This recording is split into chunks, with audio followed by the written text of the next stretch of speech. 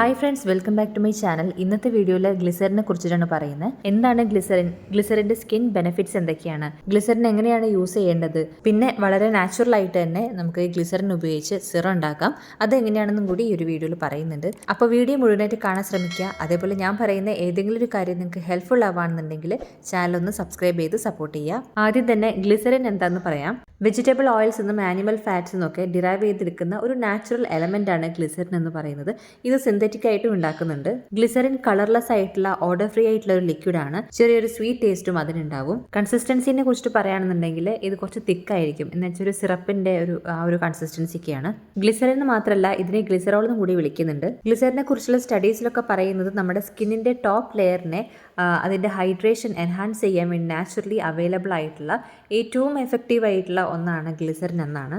സ്കിന്നിലെ moisture നിലനിർത്താൻ help ചെയ്യുന്നതുൾപ്പെടെ ഒരുപാട് കഴിവുകൾ ഇതിനുള്ളതുകൊണ്ട് തന്നെ ഗ്ലിസറിൻ ഏതൊരു പ്രൊഡക്റ്റിൽ നോക്കിക്കഴിഞ്ഞാൽ കാണാവുന്നതാണ്. ലോഷൻസ്, സോപ്പ്, ടോണേഴ്സ്, ഇതിലൊക്കെ മെയിനായിട്ട് വരുന്ന ഒരു ഇൻഗ്രീഡിയൻറ്റ് ഗ്ലിസറിൻ തന്നെ ആയിരിക്കും.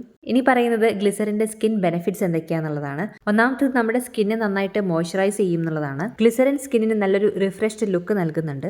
പിന്നെ സ്കിന്നിൻ്റെ ഡീപ്പർ ലെയറിൽ നിന്നും ഔട്ടർ ലെയറിലേക്ക് വാട്ടർ എടുത്ത് അവിടെ ലോക്ക് ചെയ്ത് നമ്മുടെ സ്കിന്നിനെ എപ്പോഴും മോയ്സ്ചറൈസ്ഡ് ആയിട്ട് ഇരിക്കാൻ വേണ്ടിയിട്ട് ഹെൽപ്പ് ചെയ്യുന്നുണ്ട്. പിന്നെ മിക്കവരും ഫേസ് ചെയ്യുന്നതാണ് ഈ വിന്ററിലെ ഡ്രൈനെസ്സും കാര്യങ്ങളൊക്കെ. പിന്നെ ഹ്യൂമിഡിറ്റി ലോ ആയിട്ടിരിക്കുന്ന സമയത്തും നമ്മുടെ സ്കിന്ന് ഡ്രൈ ആയി പോകുന്നത് കോമൺ ആണ്. ഇത്തരം സാഹചര്യങ്ങളിലൊക്കെ നമ്മുടെ സ്കിന്നിന് ഇലാസ്റ്റിസിറ്റി കുറയും, അതേപോലെ സ്കിന്നിന് ക്രാക്സ് വീഴും. അപ്പോൾ ഇത്തരം പ്രശ്നങ്ങളിലൊക്കെ നമ്മുടെ സ്കിന്നിനെ പ്രൊട്ടക്ട് ചെയ്യാൻ വേണ്ടിയിട്ട് ഗ്ലിസറിൻ ഒരുപാട് ഹെൽപ്പ് ചെയ്യുന്ന ഒന്നാണ്.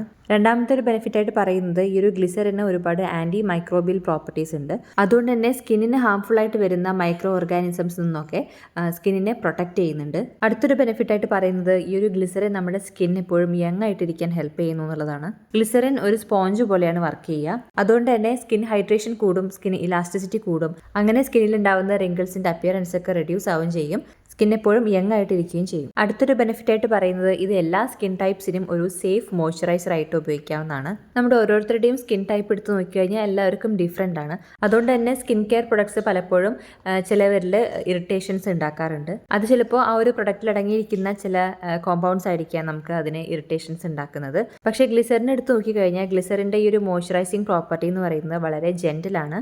ഇറിറ്റേഷൻസ് ഉണ്ടാക്കാനുള്ള ചാൻസ് വളരെ കുറവാണ്. മാത്രമല്ല നമ്മുടെ സ്കിന്നിലെ പോഴ്സിലൊന്നും അങ്ങനെ അടിഞ്ഞുകൂടി ഇരിക്കൊന്നുമില്ല. ഗ്ലിസറിൻ എന്ന് പറയുന്നത് വലിയ ആളുകൾക്ക് മാത്രമല്ല കുഞ്ഞു കുട്ടികൾക്ക് വരെ ഉപയോഗിക്കുന്നതാണ്. ഇപ്പം ബേബി പ്രൊഡക്ട്സിലാണെന്നുണ്ടെങ്കിലും ഗ്ലിസറിൻ്റെ കണ്ടന്റ് നമുക്ക് കാണാവുന്നതാണ്. അടുത്തൊരു ബെനിഫിറ്റ് ആയിട്ട് പറയുന്നത് ഇത് നമ്മുടെ സ്കിൻ ഇപ്പോൾ ഡാമേജ് ആയിട്ടിരിക്കുകയാണെന്നുണ്ടെങ്കിൽ അതൊക്കെ റിപ്പയർ ചെയ്യാൻ വേണ്ടിയിട്ടൊക്കെ ഹെൽപ്പ് ചെയ്യുന്നതാണ്.